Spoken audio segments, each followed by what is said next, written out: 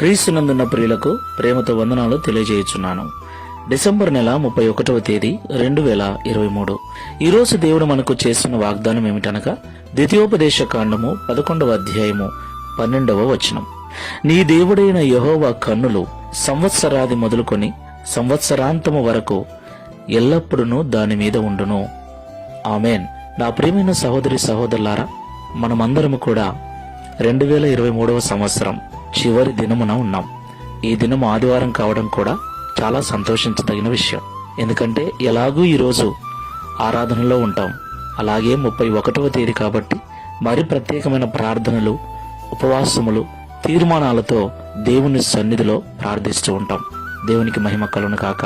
నా ప్రియమైన సహోదరి సహోదరులారా, నిజంగా ఈ సంవత్సరం అంతా ఒకసారి వెనక్కి తిరిగి చూస్తే ఎన్ని కష్టాలు, ఎన్ని బాధలు, ఎన్ని ఇబ్బందులు, ఆర్థికంగాను ఆరోగ్యపరంగాను అన్ని రకాలుగా ఎన్నిసార్లు బాధపడ్డామో, ఎన్నిసార్లు నవ్వుకున్నామో, ఎన్నిసార్లు పడిపోయామో, ఎన్నిసార్లు తిరిగి లేచామో.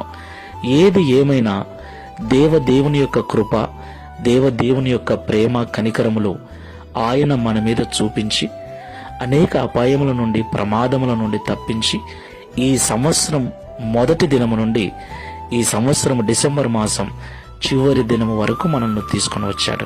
దేవునికి సమస్త మహిమ, ఘనత, ప్రభావములు కలుగును గాక. నా ప్రియమైన సహోదరి సహోదరులారా, దేవుణ్ణి నమ్మిన బిడ్డలను, దేవునికి నమ్మకంగా జీవించే వారిని దేవుడు ఎప్పుడు కూడా చెయ్యి వదిలిపెట్టడు. అలాగే వారు ఎక్కడ ఉన్నా, ఏం చేస్తున్నా తన కన్నులతో వారిని గమనిస్తూనే ఉంటాడు. వారిని సరిచేయటానికి, సరిగ్గా నిలబెట్టడానికి, బలపరచడానికి ప్రయత్నిస్తూనే ఉంటాడు. కాబట్టి దేవుని నుండి దూరంగా వెళ్ళిపోయే దుష్ట హృదయమును, దుష్ట ఆలోచనలను మనలో లేకుండా, కలగకుండా జాగ్రత్త పడదాం. ప్రార్థన చేసుకుందాం. ప్రేమ స్వరూపమైన తండ్రి, పరిశుద్ధమైన ప్రభువా, మీకు స్తోత్రాలు చెల్లిస్తూ ఉన్నాం. ఇంతవరకు మాతో మాట్లాడిన ప్రతి మాటను బట్టి వందనాలు. నిజమే తండ్రి, ఈ సంవత్సరం జనవరి మాసం మొదటి దినమున ఇలాగే ప్రార్థన చేశాం. ఈ సంవత్సరం అంతా ఎన్నో ఒడిదుడుకుల మధ్యలో, ఎన్నో శోధనల మధ్యలో, సమస్యల మధ్యలో మీరు మాకు తోడుగా ఉండి మీ కనుదృష్టిని మా మీద నిలిపి ఈ సంవత్సరం చివరి దినం వరకు తీసుకొని వచ్చారు.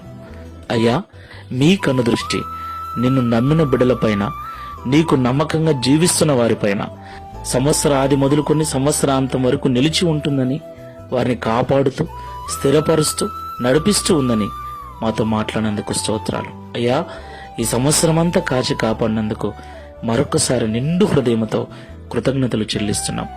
నూతన సంవత్సరంలోకి అడుగు పెడుతూ ఉండగా అలాంటి నీ కృపను రెండంతలుగా మా మీద చూపించి నీ మహిమ చేత నింపి నడిపించుమని, మా జీవితాలను నీ మహిమ కొరకు వాడుకొనమని యేసు నామములో ప్రార్థిస్తున్నాము తండ్రి.